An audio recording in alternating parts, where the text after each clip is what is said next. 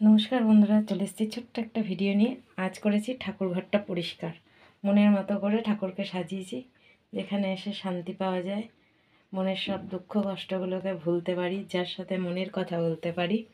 তা আজ করেছি সেই কাজ। অনেক সময় লেগে গেছে আজকে। তা আমার ছোট্ট ঠাকুর ঘর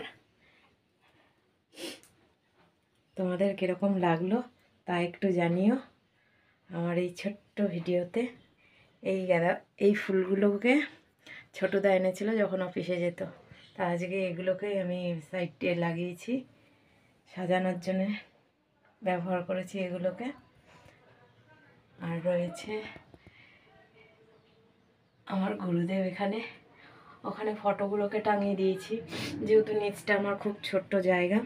আর এখানে রয়েছে আমার গুরুদেব, তার সাথে রয়েছে আমার ছোট্ট গোপাল সোনা বসে। আজকে পুরো ঝকঝক করছে। তোমাদের কেমন লাগছে আমার এই ছোট্ট ঠাকুর ঘরটা সেটা কমেন্ট করে জানিও।